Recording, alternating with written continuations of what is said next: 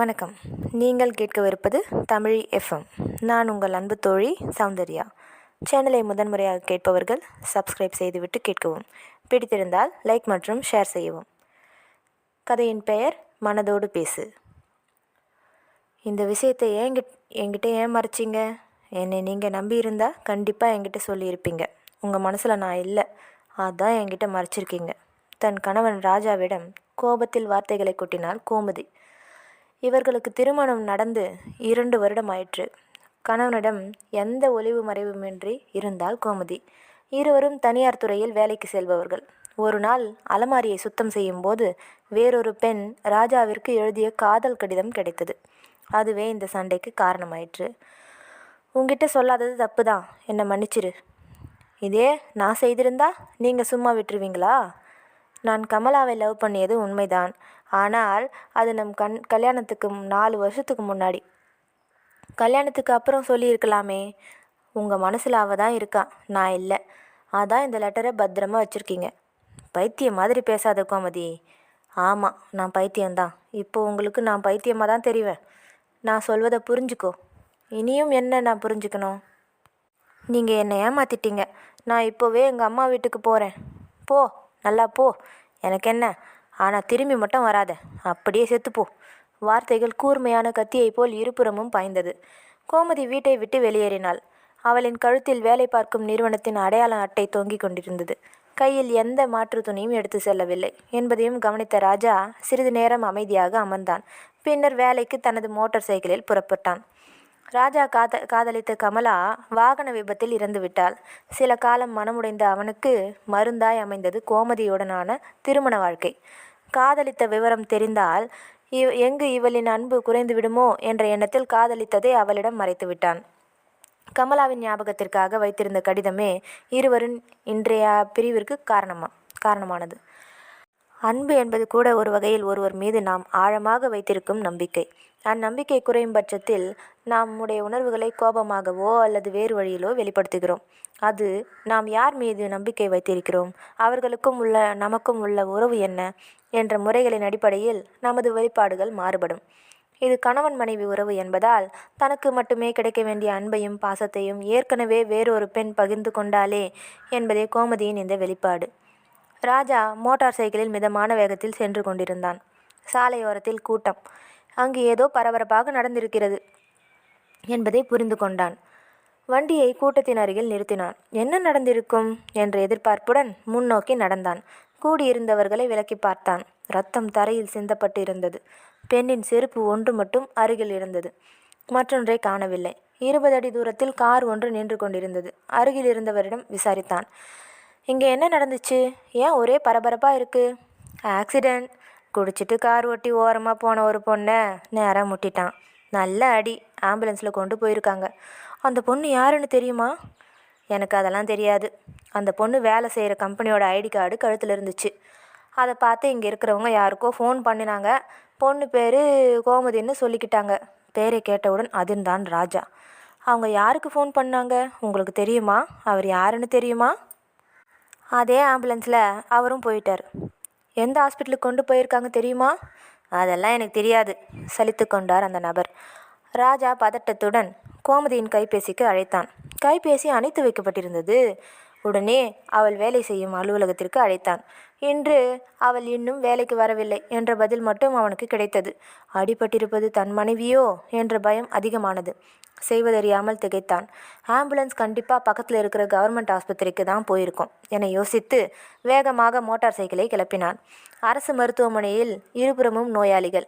ஒரு ஓரத்தில் பிரேதம் ஏற்றி செல்லும் வண்டியின் முன் சிலரின் அழுகுரல் காதை பிளக்க ராஜாவின் நெஞ்சம் கனகனத்தது. முன்னோக்கி சென்றான். யாரிடம் விசாரிப்பது? பக்கத்தில் இருந்த செவிலியரிடம் கேட்டான். கோமதி என்கிற பெண்ணுக்கு ஆக்சிடெண்ட் ஆச்சு, இங்கே கொண்டு வந்தாங்களா? ஆக்சிடெண்ட் கேஸெல்லாம் எமர்ஜென்சி வார்டில் போய் பாருங்க. எமர்ஜென்சி வார்டு எந்த பக்கம்? அதோ அந்த பக்கம், கையை நீட்டி காண்பித்தார் அங்கு பணிபுரியும் செவிலியர். அவசர சிகிச்சை பிரிவை நோக்கி ஓடினான். அங்கு வேலை செய்யும் பலரிடம் விசாரித்தான். சரியான பதில் கிடைக்கவில்லை.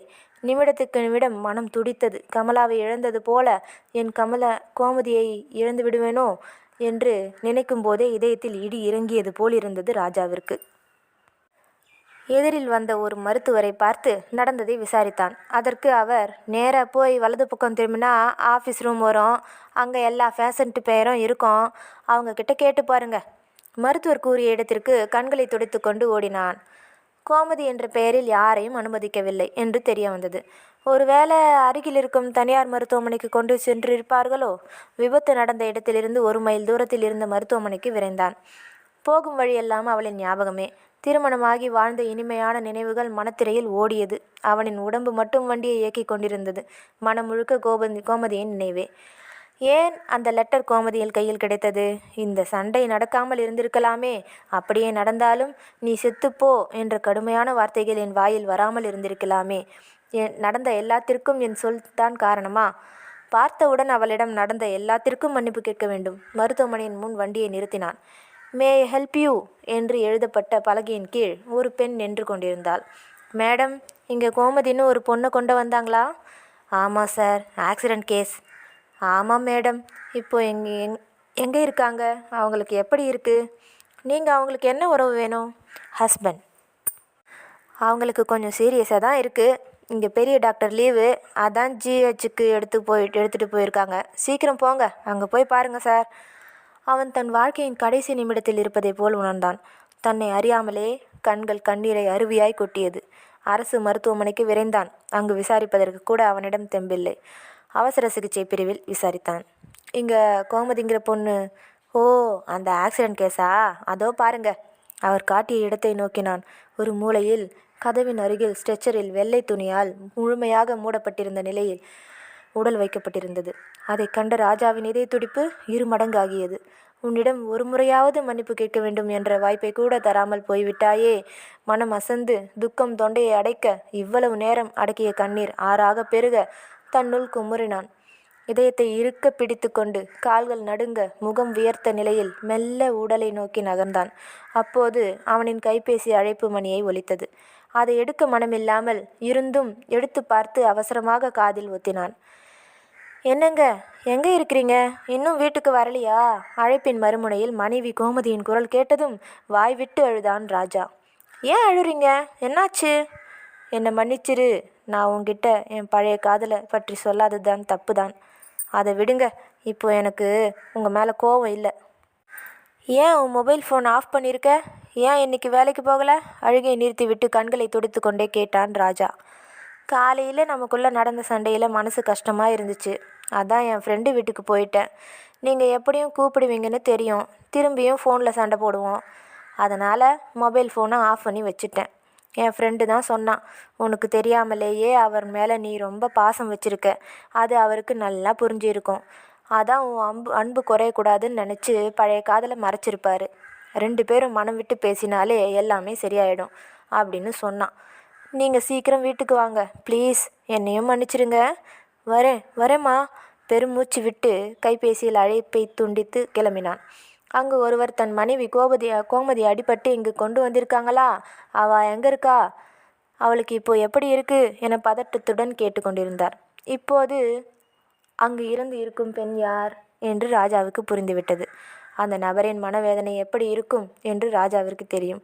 அவருக்கு தன்னால் முடிந்த உதவியோ இல்லை ஆறுதலோ சொல்ல அவரை நோக்கி நகர்ந்தான். நன்றி.